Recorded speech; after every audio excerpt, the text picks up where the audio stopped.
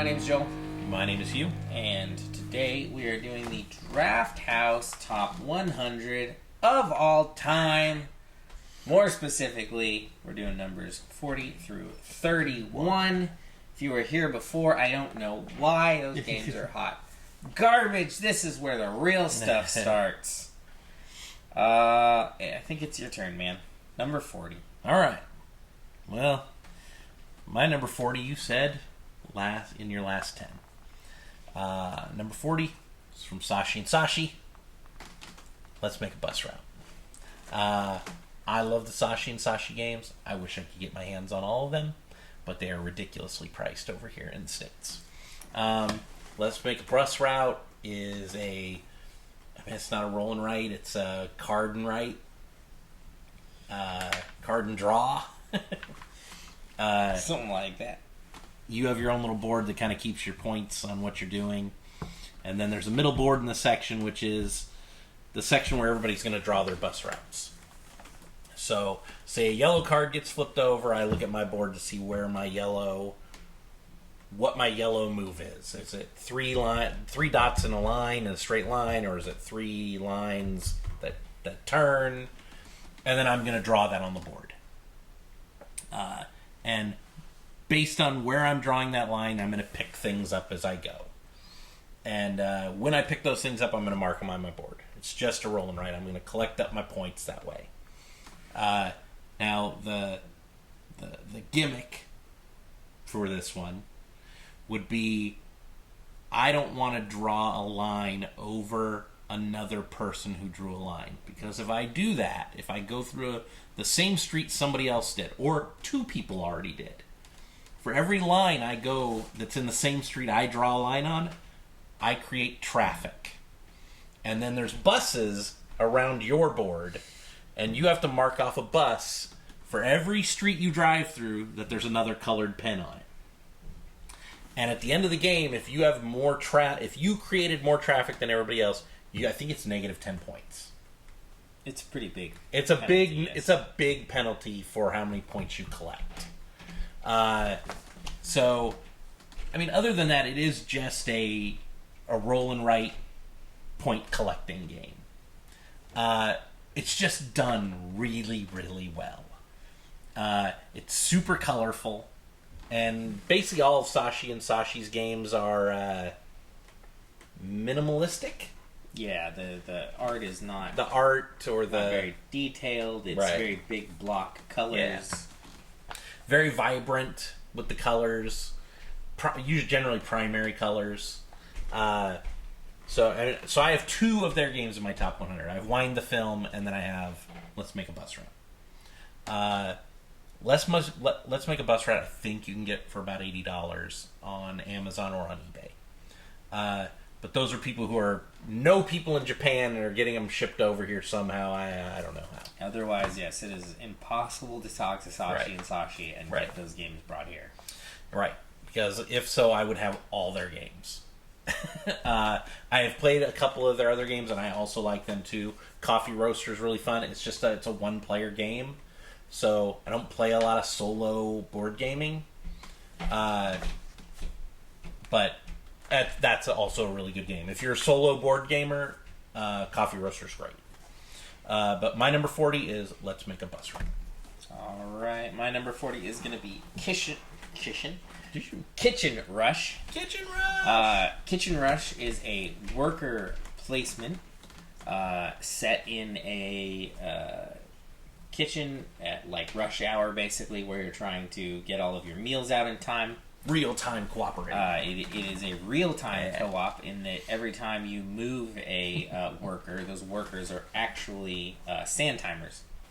And you flip the sand timer over, sand timer begins to work, signifying like them doing the work that is there. You have ones in your color, you're responsible for those. And then there is also like a wild card, a white, that is out there available to anybody. There are also like limits to how many people can be in a certain area at a certain time. So it is a co-op in that you have certain Panic! Yeah, it is co-op in that your ultimate goal is for everybody to fulfill the certain requirements that are out for the round. Putting food on trays. But it is not a game that allows, in that co-op setting, one person to take control, because multiple things have to be done at the same time, and there's not enough time to sit back and think about who goes where. Yeah. So certain functions sort of get dulled out to certain people, usually things that are closer to them on the board, just to make it easier. But you have to know what your role is and what is required of you next, and you have to be quick about it. Yeah. That's about all I have to say about the game, really. Components are really good. Components are great. Yeah. The sand timer thing is awesome. In that it actually individualizes the timers, right? Instead, there are certain games, we already talked about Mechs vs. Minions before, where there's a timer based on taking the cards out. That puts everybody on the same track. This one is a little more chaotic in that you have to actually, especially if you want to use the extra guys, the neutral guys, you have to be watching the timers very closely, but there's tons of timers out there. Yeah. Not only do you have to watch the ones that you're using, you have to watch the ones in places where you're going to see if they're going to be out of the way in time, or if it'll be more beneficial for you to run off and do this thing over here. Because you want to be ready when your timer is getting ready to end, because you want to be able to move your timer right when it ends. Right. You want it going, you want it working on something new as quickly as possible. Right. So, yeah. That's it. I'd like to see that in a few more games, see if it works in other settings. Sometimes just when I get tired of waiting for somebody to take a turn, I like that to be a thing in word replacements. Right. Those games get bogged down quite regularly based on how many things you can choose from to do in a turn, and so it is nice when you force that speed into it. And then it's also one of those games where you can actually trust the side of the box, right? If it tells you what the time is, because you've won or lost in that time period, right? This game is exactly, I think it changes actually difficulty to difficulty, but this game is actually, X amount of minutes. Right. What was that? 40? That's 40. Alright, I should probably do 39. Yeah. 39 is probably, I think it's one of the only ones you can get at a Target or a Walmart. I said I wouldn't really put too many of those on there. I put this one on there. It's Monopoly. Golden Girls Monopoly. How'd you know? I put this one on there specifically because it's one of those ones that's out there and yet doesn't seem to get too much love. Hugh hates these kind of games, so don't worry about hearing it on his list. Oh, yeah. I know what it is now. This game is utter nonsense. Utter Nonsense takes the same sort of style of Cards Against Humanity and all the similar ilk that are out there now. But on your turn as the chooser, all you're flipping is a card that gives an accent. And then everybody at the table has cards that have quotes on them, and then everybody takes a turn attempting to do that quote in that accent, and then that person picks who did the best. Of course, what makes it interesting is usually picking quotes that don't necessarily fit the accent, or just something completely outrageous. Nobody is good at accents unless you're actually practiced at them, right? You don't just roll out of bed and know every accent perfectly. So nobody plays it well. Everybody has that hesitation at first. Once they get over it, this game is big, goofy fun. Number 39, Utter Nonsense. Never played it. Never gonna. You Never stay away from it. You don't make me feel bad about Utter Nonsense. Never gonna play it. Okay, so, the ones we're in now are just games that I really, really, really like. This is I would play this game right I would hope so. We've played well more than 400 games at this point, so you're talking top 10%.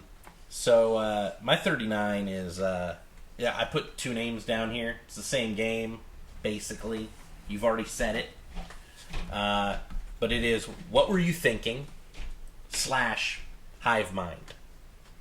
It is a game where you are trying to match everybody else at the table at their answers. So if the card is name 4 presidents, everybody at the table writes down 4 presidents. And then you read them off.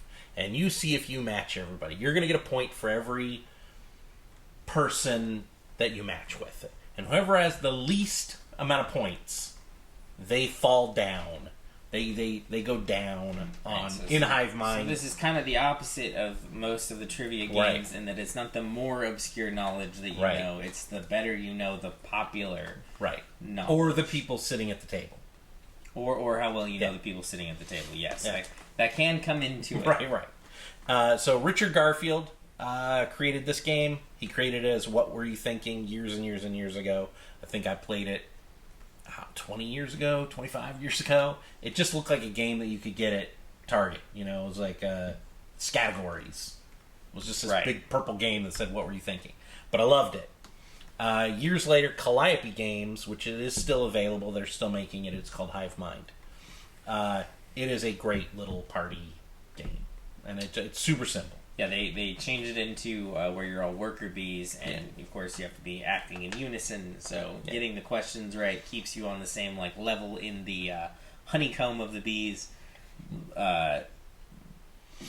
Not matching with people causes you to fall and eventually fall out, and then you're kicked out of the. Right.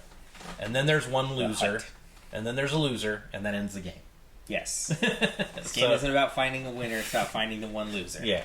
So, my 39, What Were You Thinking / Hive Mind. So, my 38, this could be one or the other. I wrote Azul at 38. It could be next year, could just be Azul Summer Pavilion. Could be this year, who knows? Yeah. I like both those versions of Azul. I didn't want to put 2 versions of Azul in my top 100. So, 38 is Azul. It's become kind of an evergreen game. It's just an abstract game where you're drawing tiles of one color off a thing in the middle of the board, and then you're putting them on your board. You're trying to fill in lines, and when you do, you move them over, and then you drop the rest back in the bag. And the components for when Azul came out, they were pretty much perfect. They're perfect. They were these little hard, tiley enamel, you know, and you're just building this colorful tableau in front of you. It's easy to teach. It's easy to understand the mechanics of it, but more importantly, when you're looking at other people's boards. It's easier. Some people don't ever look at other people's boards. But sometimes the goal... losers. Yeah, sometimes the goal is to make sure you try to stick somebody with a whole bunch of tiles that they can't use so they get negative points. It is a really good game. Yeah, I think it was in my top 10 last year, but it did fall quite a bit because we have not played it very much. But I do like it, and Azul Summer Pavilion did come out this year. It's good reasons for it to fall. And it is. I put it on par with. I did not like Azul Stained Glass of Sintra. Yeah. But Azul and Azul Summer Pavilion, I like really. I like both a lot. So my 38 is going to be Azul. All right. I don't know. Maybe we'll talk about it again. Maybe. Right now, though, talking about Dice Throne. Okay. It's good. Dice Throne was already on my list. Bunch of ways that you could end up with this game, right? There's originally came out in packs. One large season 1 pack. Season 1 where you got 6 characters all in one. Yep. Season 2 came out. Now you can buy them as basically a 2-pack, 2 characters. And then I think they went back and redid season 1 so you could get them like that. So I'm not talking about a specific chunk of Dice Throne. I'm just talking about the game in general. Yep. Because it all intermixes. Yeah, you can play Season 1 versus Season 2. Yeah, and it's not like they're like vastly different, No. right? It's not like mixing and matching them alters the way one side plays. It's all kind of the same thing. Season 2 components are a little bit better. Well, I haven't seen the split up version of Season 1 and if they did anything there. But yes, Season 2 components did feel a little bit better, a little nicer. It's a little streamlined. Yeah, so it is a Yahtzee-like game. Right? Yahtzee Street Fighter. Yeah, that works. Used to like King of Tokyo a lot, which was also this Yahtzee game where you also did a little punching of the guys around the table. This one sort of gets rid of just the point grab side and just turns it all into punching. So you're going to have your 5 dice, you're going to roll them. Because in Tokyo, you could actually win that game without fighting anybody. Yeah, you could just sit there and roll points. Numbers. This one's like, no, you can't do that. We're here to beat each other up. Yeah. So you got your 5 dice, you roll them.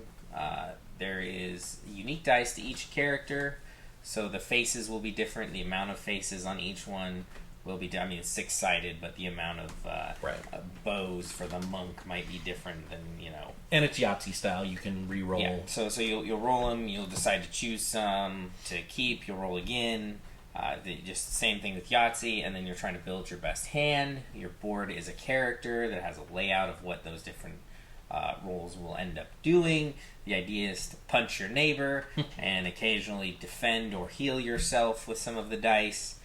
There's a set of cards where you will get points to use towards them. Those cards will either give you bonuses to certain rolls or will increase the power of the abilities that you have in front of you.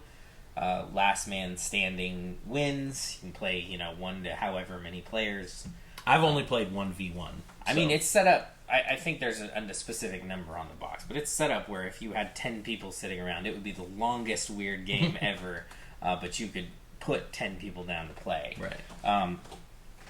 The thing is, King of Tokyo's just not here anymore for me. It's just kind of gone because I think it was way down at the lower end of my list now. Yeah. So the thing is so you take that game away, and King of Tokyo's on here, right? Somewhere on my list, probably. But it's one of those things where you play it, and then it's like either you like the one style or you like the other, and the other game just sort of disappears for you. I mean, you can like them both. I'm not saying you can't. I'm just saying that, like, usually there's a preference you have there, and then that sort of determines which one is the right one for you. I like this one better. I like the fact that no character in King of Tokyo plays differently, right? The cards that come out eventually make you want to roll things differently, but you're using the same set of dice. Your characters all start out at the same amount of health and do the same amount of punching and, blah, blah, blah. Right. This one, each one's unique, or at least fairly unique to each other. That's why they all need their own dice sets. They all play a little bit differently, and there's not the just let's just roll for points. I don't want to fight people. This is a game you play with people that are competitive, and you fight each other. If you don't like take-that games, do not play this game. Yeah. I mean, this is the only thing you're doing in this game is trying to knock out the other guy or guys that are playing. I have played it with people who don't like take-that games. So weird. Yeah, and you just, at the middle of it, it's just like, we should just stop. But yeah, I mean, co-ops are just not going to make it too much on the top of my list because it's just not really my thing. I want to generally be beating the other people at the table, unless it's like a ridiculously hard one, like Carnival Zombie that we talked about. Right. Not that long ago for us, but a list or two for you guys. Yeah. So, yeah, Dice Throne, 38, 37, we're going. We're in it. Quacks of Quedlinburg.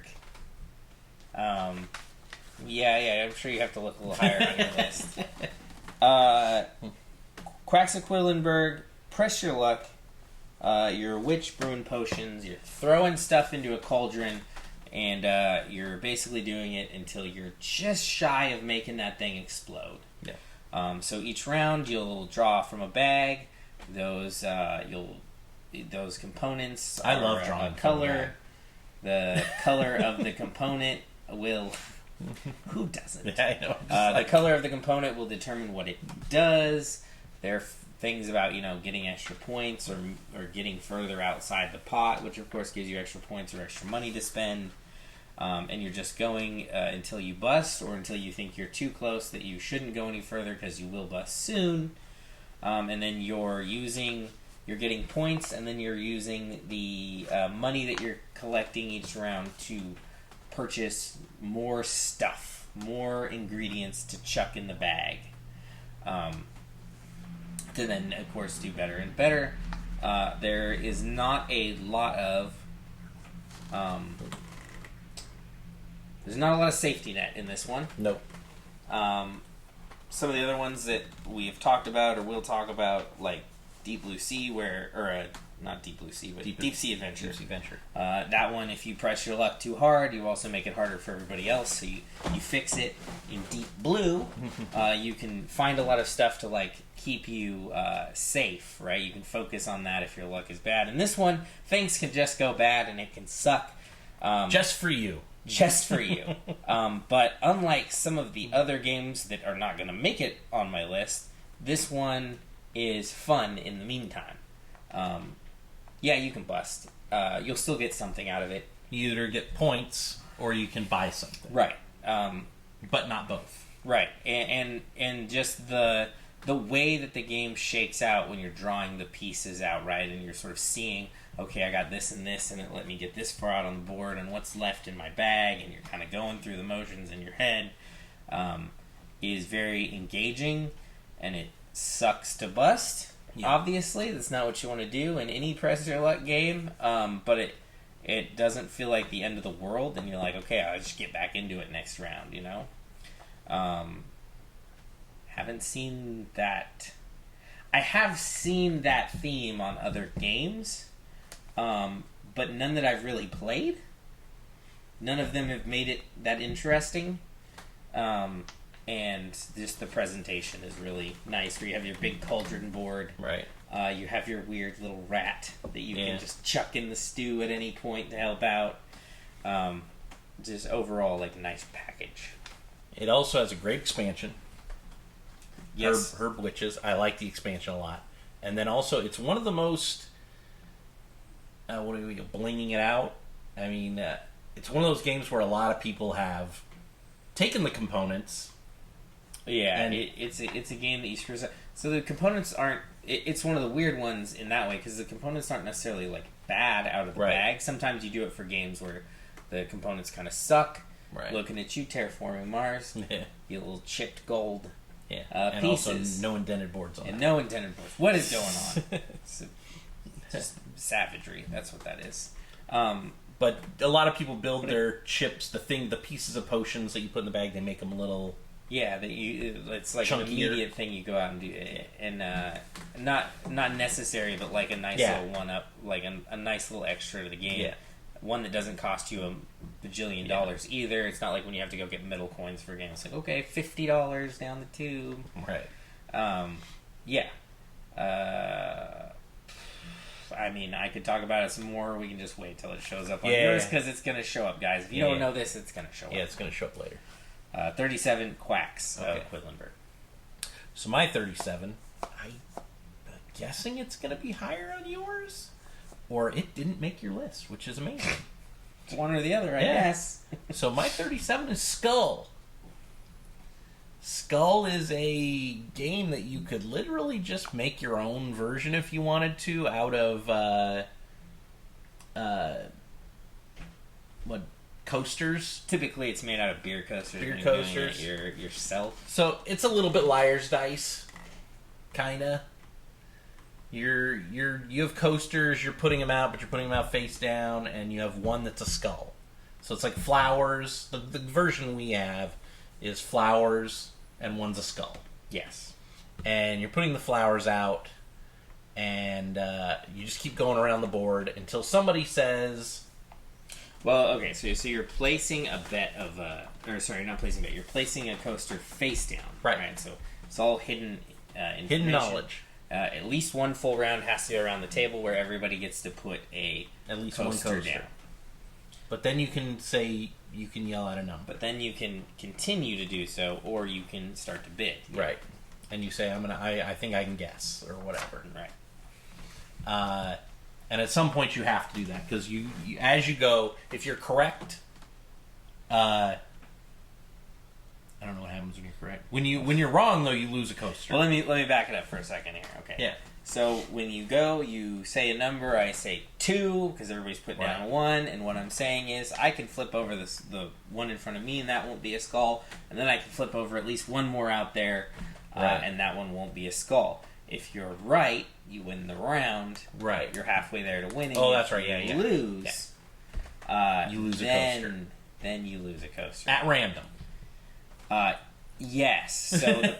So the person where the place that you pulled the skull from gets to choose to pull one of your coasters that you had.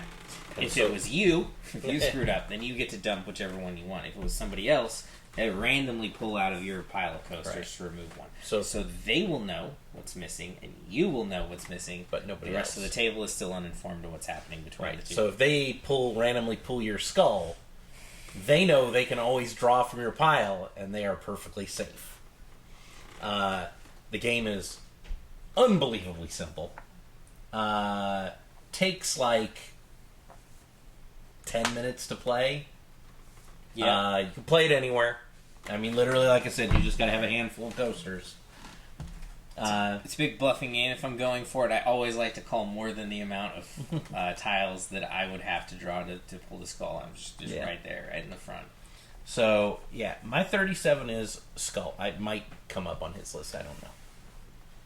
125. 125. Skull 37 for me. Love it. Love that game. I mean, joke about the hot garbage thing, but again, we're up to thousands of board games now. The difference between 37 and 125 is pretty minuscule. Right. So, okay, so that's my 37. So my 36 is the first of the Vital Lacerda games on my list. Vinos Deluxe Edition. I say Deluxe Edition. That's Eagle Griffin makes it. It's a giant box. Wine Country the game. Yeah, and your Viticulture didn't make my list. Other Wine Culture the game. Right, yeah. So my wine game is Vinos Deluxe Edition. The components in the game are top notch when they do these deluxe giant coffin boxes for him. I think they're up to 5 or 6. Let me amend the thing I was saying about Lisboa, because the same thing here too is that it's, all of the pieces are sort of like perfect for the game that they're in. Yeah. Right? They may look a bit generic from the outside. Right. But they all are very appropriate to the thing that they are attached to. Right. And when they do these deluxe, there's like $100, $120 or whatever for one of them. But Vinos is I've actually played it quite a bit. One of our other guys really likes it. Like, we should play Vinos. But you're just making wine, and then you're going to fair, and you're selling wine. It's a point salad game. Lots of different ways to make points. I mean, I don't have a lot to say about it except for, it's one of they become hard sometimes when they are that sort of point salad because of the amount of avenues you can talk about, where it's like, do you juggle doing white or do you do red? Are you trying to make wines and immediately get rid of them, or are you trying to hold on to them for multiple years to increase their value? And I like Viticulture. That's a good game. I like it. It's probably in my top 150. But if I want to play a wine... If I'm going to the wine playing game? Right, I'm going to play Vinos Deluxe Edition. And I say Deluxe Edition because What's This Game, I think is the name of the company. They made a version of it a long time ago. And that was the first culling we ever did. The first game we ever gave away on the channel. Yep. And it was like a $70 game. But I had already had Vinos Deluxe Edition from Eagle Griffin. And I just like those versions better. So, Vinos Deluxe Edition is my 36. All right. 36. You've talked about it. I'm going to talk about it. I get to play it a few more times before I threw it on my list. I know what it is. Number 36 is Abyss. Abyss. Abyss is We were a short to the market on this one. set collecting auction game. Forced auction game, we will Pressure say. luck, too. And some pressure luck in there. Why not? Yeah. Just throw it all. See what sticks. So, say it is your turn. A card will be flipped. That card will have a suit and a number on it. Right? The suits are different clans in the game. The numbers are 1 through 5. There's more ones than there are 5s. They're worth more the higher the number. They're used to purchase lords to bring them into your domain. But that card gets flipped, and you don't get a say on what happens to that card until it gets all the way back around to you. So the first person gets to choose whether to buy it or pass, buy it or pass, buy it or pass, and then finally you get to either take it for free, or you're like, nah, next card, flip it over, let's see what happens. So you're trying to do this to collect sets. The currency in the game, the pearls that people can use to buy cards, those can be used in place of numbers that you're missing to help you purchase these lords. As you get the lords, some of them will have keys. Those keys will allow you to pick up domain areas underwater and put them under the protection, I guess, of one of the lords. A lot of these games, they put a lot of work into a story section in them. And I just get the story out of the box, right? If the theme is there, it's going to, poke through. The art's great. This one, the theme is there, right? There's these underwater clans. Yeah. They're vying for, basically power, domain area. Like the auction stuff, right? It's just back and forth, choosing when to get in, sneak in. Giving up these potentially very important wild cards, basically, in these gems. I do like the sort of press your luck aspect. Is the first couple cards are nothing, but as you're getting close to the end, you might get stuck with something crap. You'll get one pearl out of it, but between that and the card to come up, it might only be worth a 2 because it's a 1 card and then the 1 pearl, and you're looking back and you go, "Oh, I passed on that 3." There was a 3, and that 4. and that was much better for you. There's trying to convince people when to take cards and when not to, necessarily, not necessarily for their benefit, or you're doing it for your own, because the cards that don't get taken end up as in their own select piles down on the bottom of the board, and if they get around to your turn and they're still there, instead of bothering to let anybody get cards beside yourself, you can just call the council, which is to grab one of the piles and just scoop that right up and put it under your just put it with the rest of your cards. There's the weird balance of when you go to purchase one of the which lords, is very Ticket to Ride. And the cards are small. Just infinitely better. Just infinitely better. That's all.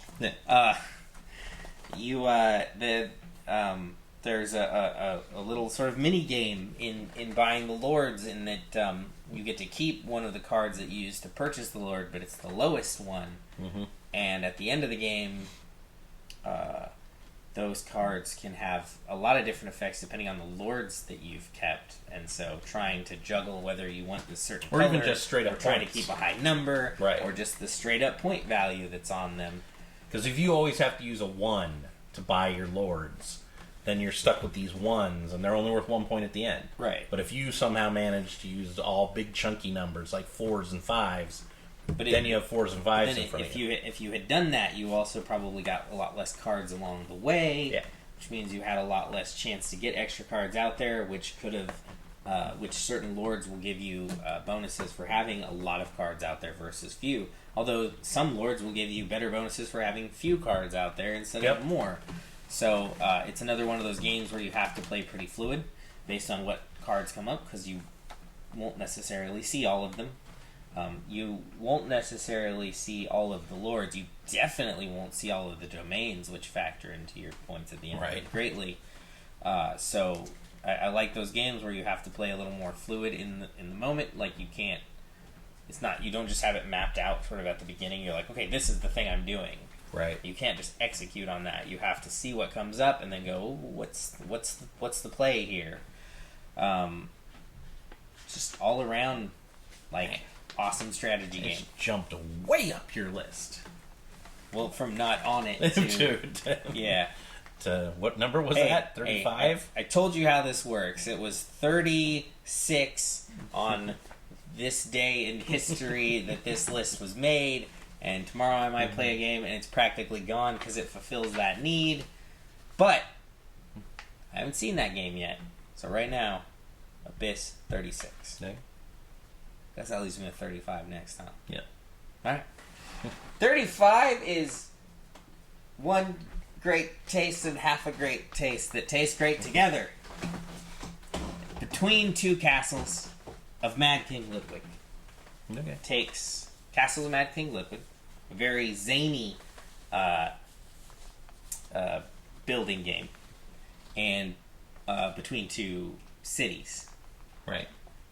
Which is a very straightforward building game. It sort of meshes the two together. So at the end, what you're doing is playing you're playing an auction game of two separate, where you're building two separate castles in between you and the person next to you. And you guys are sharing that castle, so you're both trying to collect the highest amount of points on it as possible. But you're doing that on two sides, and at the end of the game, the castle that is your point castle is whichever one is lower of the two. So you're trying to juggle building the best castle, like building the castle sort of equally, but also convincing the people next to you to keep building that particular castle up and not the one on the other side of them. I really like Castles of Mad King Ludwig. I really didn't like Between Two Cities. And yet I feel like this one, like, This was my 84, so... Yeah, you've been through this one. Castle of Mad King was, like, very beloved at our table, I think. We played it a lot, unfortunately. Well, still beloved. I was saying there was a time where it was the game that we sort of pulled out. Yeah. But it doesn't get to do that anymore because we have so many games that we have to get through. But there was a time where that was the one that came out. And never was that going to be the thing with Between Two Cities. I didn't play Between Two Cities until after this game. I thought I was going to like it way more based on playing this game here. And I don't know what it was exactly, but the two just meshed super well to make this game. Well, so Between Two Cities was a little generic. Yeah, so I think if you liked either of those two games, you'll end up liking this one. Which is a bit weird because I liked one and disliked the other, but this one was still, like, right in there. I think the zaniness of Mad King Ludwig and the figuring out the points based on more of the Ludwig style of how places comboed together or built certain bonuses fit really well into the Between Two Cities thing, except now instead of masterminding it all in your head, you're having to deal with how your partner here also is trying, like, sees it in his head, and it just sort of, like, all clicked. Right. And we've talked about it before, so if you want to see somebody else talk about it, you gotta go about 5 videos back to get there, but number 35 for me, Between Two Castles and Mad King Ludwig. Alright. My 35 is Vitel Lacerda. Lisboa! You just wanted to get them all out of the way at once. They ended up right next to each other. Lisboa is it's a giant point salad Lacerda game. If you've played one of his games, you kind of know what all of his games are about. I mean, Escape Plan was a little different. But everything else is pretty much point salad-y type game. So Lisboa is the rebuilding of the city of Lisboa. You're rebuilding it, and you're... I mean, it's just you go to certain. It's a worker placement / management. You're in this game. You're city planning, but you actually have to go through the city planner to do it. Right. The one thing I didn't say about Vinos Deluxe Edition that I should have, I think, when mentioning viticulture, if you do not like heavy games, do not play these games. I mean, it's that simple. You will be bored if you do not like big, long, grinded out style board games. And Vinos and Lisboa are both that. If you don't think you don't have the patience to sit down, because a game of Lisboa, like you said, you played 2 hours and we got about halfway through. I played half a game. Right. And it does. First game's going to take you 4 hours because you got to learn the rules and you got to play through it. Once you played it a couple times, it's still a 2 to 3 hour long game. Vinos is a 2 to 3 hour long game. So if you don't like those kind of games, they're not for you. Don't try to waste your day trying to play them because you're going to get angry. I love those type of games. I'm not super great at them, but I do enjoy them. Lisboa is a point salad game. It looks great on the table. It has like a fuchsia-ish light. It's been so long since I see it. Just remember a pale blue. Sheen. Yeah, sheen. A lot of white because you're rebuilding Lisboa. If you like long point salad, grinded out games, Lisboa might be my favorite. As I'm looking at my list here, I mean, it's top 2-3, right? For me, I really love it. So my 35 is Lisboa. I'm gonna go to 34. One of, I think, 4 new games made my top 35, and this is the first one. So 34 is, and it's a remake of an old game, Glenmore 2 Chronicles. Glenmore 2 Chronicles is, it's actually a pretty simple game. You are in the middle of your marker's on a table, and it has the Takedo. Person in the back goes first. You don't get to go again until everybody else is in front of you. There are tiles that are on this rondelle, and as you go, you decide which one you want to pick. You can go as far as you want, but once you pick that tile up, your next turn, if you jump way far ahead, the other players may get 2-3 tiles before you get to go again. But it's one of the only games that actually tries to fix that by making it so that the person who has the least amount of tiles is who's judged from at the end of the game. Basically the base, the 0, and then from there, every tile you have more than that person is like a -3, right? So if you can manage to churn out a machine off of those tiles, maybe you can overcome that. But it's it's a little rough when you look down and you're like, all right, start with a -30. Let's go. Right. Because if one guy has 10 tiles and then the other person has, 20, they're probably going to lose. Because you're going to be like, oh my god, I have -30 points. I'm winning right now, but then I'm going to have to take the -30. It has a lot of modules, I think 10 of them in the box. I really like the boat one, where you're moving a boat, because there's a plane section on your tableau where you're building a river. When you use the module with the boat, you're traveling your boat through all the other players' towns on their river. And you can build onto it to make your river longer. So it takes the person who's driving their boat longer to complete their journey. It's super weird, and just that you never see your stuff go and interact in another, like most games. You don't see this thing happen where you have this thing that starts on your board and literally drives on to another board and just keeps going.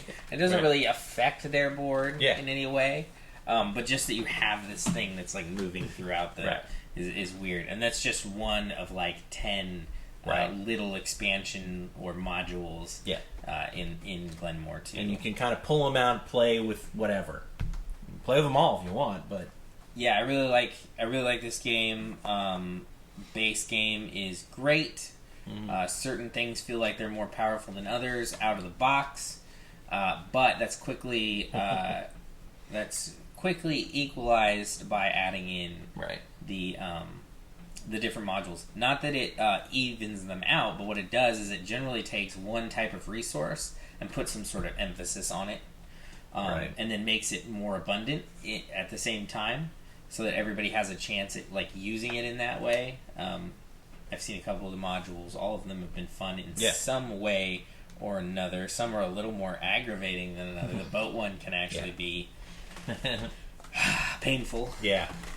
Because in the boat one, whoever doesn't complete, if somebody doesn't complete their journey with their boat, if they come in last, their money's worth nothing at the end of the game. Yeah, it's rough. It's not helpful. It's a really good game. I really, really like it. It's a game that I am down to play whenever. So my 34, Glenmore 2, Chronicles. My number 34 is one of 4 new games in the top 30. No, but it is a newer game. My number 34 is a little game called Shipshape. Wow, that's high. Yeah, it is. It's because it's real good. It is really good. That's high. Shipshape. Let me explain a few things. First, you got a hull and a ship. It's a 3x3 grid. I almost consider this a party game, by the way. It's really close to that. Sure. It's super easy. Sure. Let's But I didn't, so here it is. 3x3 grid. In that grid, you will usually start with a couple of things inside your hull. Those can be gunpowder or money. And definitely rats. Cannons. And rats. Rats are a negative. Yeah. You want to get rid of those. The way you do that is there is a pile of pieces that you will be sort of bidding for in an auction. Those pieces will cover 3 sections in your hull when you place them down over it. So you're always looking from the top down, what can you see on your board. You flip those things any way you like once you get them to try to cover what you want. You're going to do this 3 times per round. Yeah, 3 or 4. And so your objective is to have the most coin showing, the most cannon showing. I said gunpowder before, but it's actually contraband. The second most contraband. You don't want the most. Don't want the most contraband. And hopefully to have gotten rid of all of your rats, and in doing so have covered every space in your hull. That part not going to happen very often. You're going to score points for the gold. You're going to score points for the difference in cannons between you and the guy with the least. Yep. And you're going to score points off of contraband as long as you don't have the most contraband. If you have the most, you get 0.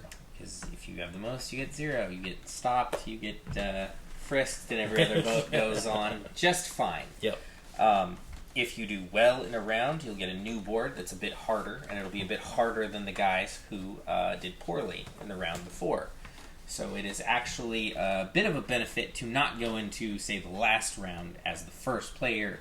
Your board's going to have the biggest deficit to overcome at that time. In theory, it should be just about average between all of them. However, what we've noticed is the first player generally has too much of a deficit to overcome unless they have a crazy big lead at that point. Yeah. So really, you're sort of biding your time there. You don't want to get out too much in front. But also, like, you want to make the best ship you can every time, so it doesn't make sense to, like, just, you know, you're not going to cut off your nose to spite your face along the way. You're trying to get the most points. And also, it is super hard to get all the pieces to fit just right to actually cover your board. Because the way that you're going about auctioning them is you're just looking straight down from the top of the auction one as well. And the same as you're looking at your ship, you're just seeing what you can see. And a lot of the pieces are sort of covered along the way and hard to tell what's what as you go further down. So you have a hand of cards, 1 through 10. You're going to use one of those cards to try to get a certain one out of that pile. except it's not an auction to choose from the group. You're just simply going from highest card to lowest card. So you're playing a bit of a guessing game, and then once that card is gone, until you've used all your cards, that card is gone. You don't have it to use for the next time, to sort of make it easier to keep getting it. So it's a weird auction. And if you tie, those cards just go away. And you have to play another card. And whoever just tied, you're now considered the bottom of the pack. So the first people will get their cards, and then you will sort of play again to see which ones you get. Which can screw everybody up. Because they were thinking they were going to get the third down foam piece. So the way I mostly feel this game is played is you're just doing the best with whatever random crap shows up in front of you, because that first part of the game is an absolute crapshoot. Except you do want to tie a couple times, because as you play, I think it's help you when you get down to back. one card, you get your cards back. Right, I'll help you get your cards so that you have more options throughout the game. If you never tie, at the end of the game, in that last round, you have probably like 2 cards or 3 cards, but you don't have any of your high cards. Yeah. Yeah, and you like to at least have a general idea of what's coming at you. So typically you're picking off of the top, not necessarily because it's the best one for you, but because it's the devil you know. It's the devil you know. I know what I can cover with that tile. Super fun, super fast. Yeah. Super easy to count up. If you lose a game, don't worry about it. Just play it again. For how super easy and fast the game is weird, it comes in that big box with all those foam insert things. I mean, the foam chunks that you put on your board, there's a big stack. Yeah. So I'm not, I guess, surprised by that. Doesn't also have a crazy cost either. Like, comes in a big box, but a lot of times games come in a big box so that they can charge you more. ShipShape, I don't think, did that. No, like $30. Yeah. What number was that? I don't know what's going on here anymore.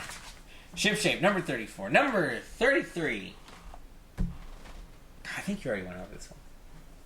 33 is Arctic Scavengers. Yeah, way long time ago. Deck builder. But you're building your deck in... It's my number 97. Well, you were close. Yeah. Alright, you were a little off. 60 off.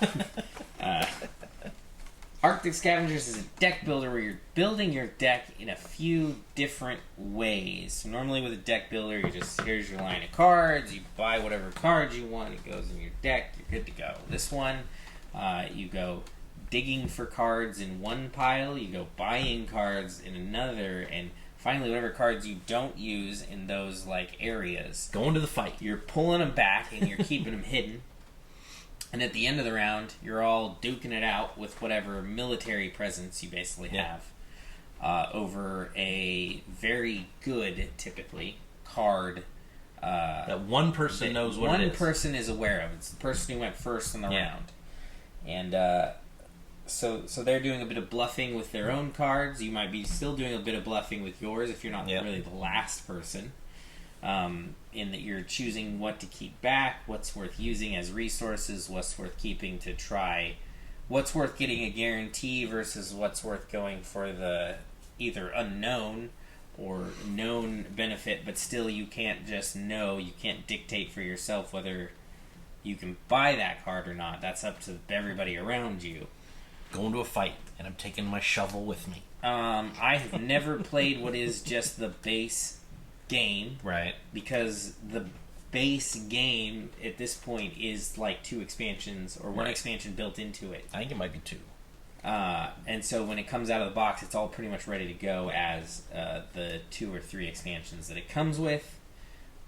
Super fun deck builder that does deck building different than everybody else that I've seen. Is it Rio Grande makes that game?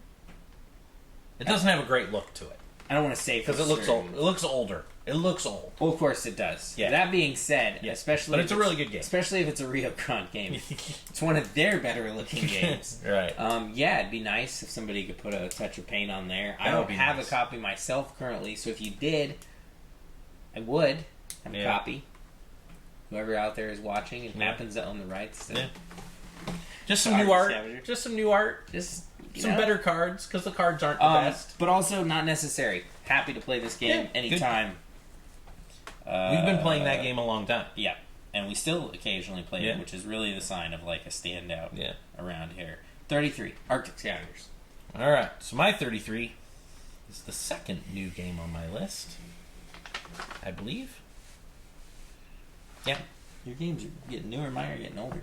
Yeah, my 33 is the game that replaced Arkham, the card game, for me. Thank God. So happy to see you. Arkham, the card game, dropped way down because this game came out, and I knew that this was going to be my go-to. What do they call it? LCG. Yep. So, if you don't know, an LCG is whatever you buy, you get what everybody else has. It's a living card game. You when you buy it, it is effectively a card game, but instead of needing to buy it in booster packs, you just get everything that you would need for a particular part of it out of one box or however many boxes, but you're getting the same thing everybody else is. Right. And in this game, it's Marvel Superheroes. It's called Marvel Champions, the card game. The box, I think, is $60. You get 5 heroes. It's a co-op game where you're taking on a villain who has a scheme that he's trying to complete, and you're the heroes trying to stop him. This, before you jump too far into it, this very much has a similar feel to the Legendary games. Yeah. And this replaced that for me. Yeah, I hadn't played it before we You've started. only played it once, and I hadn't played it before we started making the list, so I didn't bother to try to put it on there. But I mean, Legendary, give it a few more times. And since we're mostly talking about Marvel Legendary when we talk about it, I might just bump it right off. We'll see. They have a whole bunch of different expansions, of course, already. But what they do is they come out in 2 different packs. You get a hero pack, which is just a singular hero. So whatever's on the cover, that's the character you're going to be able to play. And then there's villain packs, which is a villain and then sub-villains. Other stuff to throw in the deck that you're going to fight. The game's characters play way different depending on who you're playing, which is really cool. And the other thing in this game that has built up in it is that I like is you get your card at the beginning. Say you're Spider-Man. So as Spider-Man, you can fight the guy in the middle. He will also attack you every round. But say you need to gain some health back, or you need to do something else. You can flip your card over and become your alter ego. So on the opposite side of the Peter Parker, or the Spider-Man card, is Peter Parker. When you're Peter Parker, the villain won't attack you. But instead of attacking you, that means he can spend his time running amok, running his scheme and trying to win the game. And while you're Peter Parker, you can use cards to heal you and stuff like that. And they didn't make it elaborate where it's really hard to follow energy-wise. You can use any kind of energy to make a card work. You know, so if your card has a 4 in the corner, so it's going to cost 4. So whatever the energy is at the bottom of your card, if you have 4 of them, you can put it down. To throw in a little, I guess, history here. Card games like Magic, right, back in the day, you had to get a separate card that was energy. That's how you ran the rest of your cards in your deck. If those didn't come up, you were screwed. Yep. A lot of the CCGs today that are being made, the way that they combat that is that every card has the ability to be both what it is or be used as some form of currency to pay for it. And now the LCGs are starting to adopt that. Yeah. And it's really handy, and it makes Which it is super a good easy. idea. Yeah, makes it super easy to play. I have played this game 4 or 5 times already. I have not played it solo, but this is a game I might even play solo. It's just fun. And we just got Wrecking Crew in, and instead of one villain, you have to fight all the Wrecking Crew at once. And you can play 1 to 4 players. I would assume you can probably play more than that, but I think it would just take forever. But you can play 1 to 4 players. It plays really well at 2. I've played at 2, 3, and 4.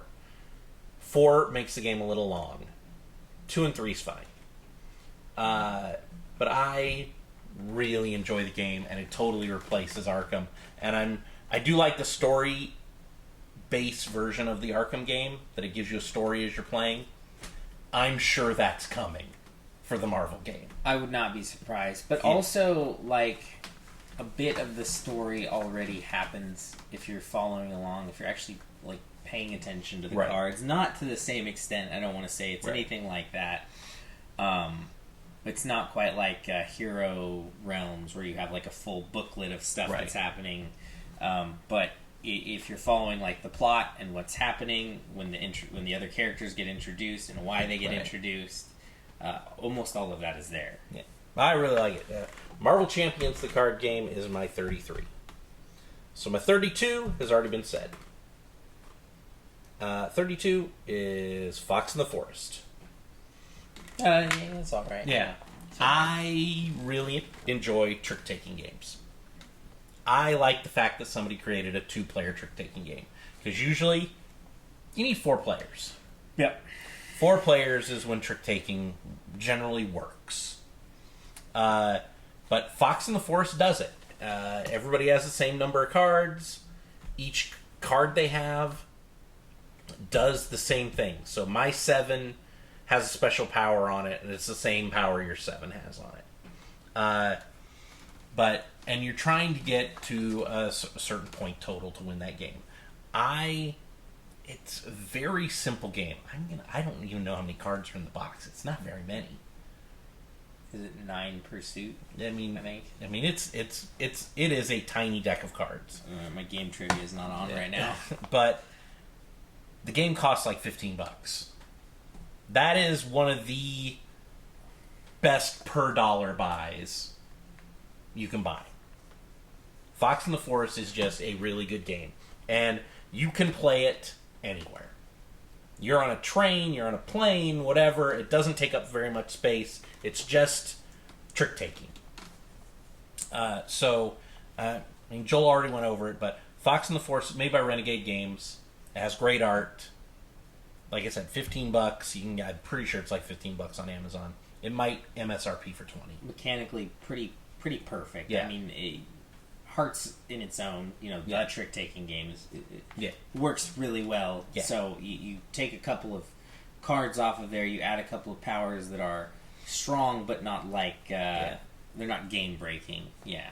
So if you're looking for a 2-player game that doesn't take up a lot of space and you're going to get a lot of replay value out of it, and you like trick-taking, Fox in the Forest, my 32. My 32. We've been over this. It's happened. It's coming back. Trois. Yeah, Trois. Troyes. Troyes. If you're not fancy. Trois is dice. Building. No, not really. It's dice purchasing. It's a dice. Purchasing. It's dice purchasing. Everybody rolls their dice. Yours go into your quadrant. You can take yours freely on your turn. However, if you need a die that's not there, you can buy one. And the reason you might need that is that you need a specific number, you need a specific color, and you don't have it in front of you. Yeah. You're going to use those to start building your machine. You're going to use those to position yourself on the board for what dice you'll end up having later. Because you may be like, I need more of this type of dice, so you're going to try to maneuver yourself into there so you have more of that color dice. Right. And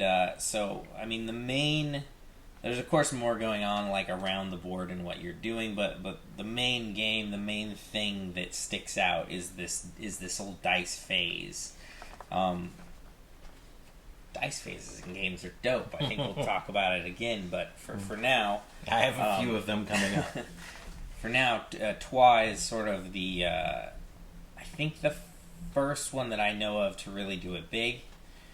With the dice drafting and then using those by color and number to signify, to basically give itself like its own area on the board, right? Right. Once you pick this thing, the color sort of signifies where it's going, and then the number sort of signifies the power of it, and then you're building your stuff back here to manipulate the dice or to gain benefits off of the dice that show up. And I believe these same guys would expand on this same mechanic later on. It'll show up on both our lists. What? No, I don't think those guys did anything. I think that was it. Okay. 32. Trois. 31. I have a question for you. Yeah. Do you know what Azul and Azul Stained Glass have in common besides the name? They're not Summer Pavilion. They're both not as good as Azul Summer Pavilion. Yeah. I liked Azul. I did not like Azul as much as everybody else did. I'll say that up front. Yeah. It's a fun game, but it wasn't like my favorite game of the year. Yeah. The components are great. The little tiles are great. It needed indented boards. It needed indented boards. if you can have an indented board and you don't, what are you even doing with your life? So I liked what was there, and then they tried to expand on it with Stained Glass of Cinturini. I don't know because I don't like it enough to go back to We played it one time. It felt like it went downhill. Yeah. But they took a little bit from that, and they took a little bit from the first one, and they added some interesting setup with the layout of the game, and they made Summer Pavilion, and that's my Azul game. That's my Azul game that's on the list, and quite high. I had Azul before when we tried to make these lists, between our own groups, but never. Yeah, never this high. Never that high. No way. But something about Summer Pavilion just kind of clicks. I like the extra surround the things on the board to get extra tiles. So it has a few extra. Like that. So it has a few extra mechanics. One side of the board you build, and it's based on the colors, right? So you build all of one color into one area, and all of another color in another area, and then one special place where you're trying to make a multicolored. What would you call those things exactly? They look like snowflakes when you're building them. And then as you surround certain areas, yes, it causes triggers a bonus where you can go pull extra pieces off of another side portion, a sideboard, right? And those you can then use on your own board along the way. This one also, instead of immediately dumping every piece extra that you didn't get to use, allows you to save a few, which allows you to prep for the next round. I love that. I love the triggering the extra. The pieces are still made out of that. They weren't in the stained window. They weren't the same pieces. They had they were translucent and they were indented a little bit. Yeah. So they weren't the same material. They didn't have the same weight. Something about the weight of it is just right again. Mm-hmm. I like how it all sort of sits together. I haven't actually even used the other side of the board where you get to choose your own colors for every space instead of it being laid out for you. Also, in the second game, they put the box in the game, which wasn't in the first game, where you just had to pour the extra tiles in the box lid and force them into the bag. In the second one, they created a little box. They added the box, but it was a piece of crap to make it easier to send them back into the bag. But that thing was terrible. They fixed it up. They fixed it in the third one. Yeah, they took the few good things out of the second one and all the good stuff from the first one, and they sort of mashed it all together. Yeah. So I guess I'm not looking forward to the next Azul because that's where they'll try something and fail. But then Azul 5, that thing's going to be number 1. Yeah, that's going to be great. But for now, number 31 is Azul, specifically for me, Summer Pavilion. All right, my 31, I was amazed this one was this high. But my 31 is from Orange Nebula, Vindication. I don't believe you. 31 is Vindication. It is a big box game. Kinda. Yeah. And you're putting tiles out on the board, but you're pulling them out of bags. Kinda. Yeah. So, I love pulling things out of bags, I guess. Because I'm in my top 40. There's 5 of them. Vindication, you're pulling tiles out of the game. It has a weird movement for your piece in the game where you're moving in between pieces. So like you run along as you put out the tiles, you're on the line of the tile. You're not on the tile. Yes. So when you're in the corner of 3 tiles, you can play one of those 3 spaces. And you're a scumbag or a scoundrel. You start out as something like that. Yeah, right? you're scum. You're on one side where you're like a terrible person, so they drop you on the tile. Yeah. Island.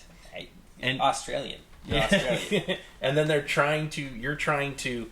One of the big point adjustments in the game is if you can flip that tile. When you become vindicated. You become vindicated. But the game it's got a lot of point salad to it, and first time I played it, I didn't love it. But I've played it. I've played it 3 or 4 times since then, and it helps when we played with Nick, and because he didn't like it that much. Right. It made me like it even more when he wasn't liking on it. But it also has modules, and I don't think I've played with any of the modules. Takes us a long time to get to modules sometimes. Yeah. I have the second little box expansion sitting over there with a giant.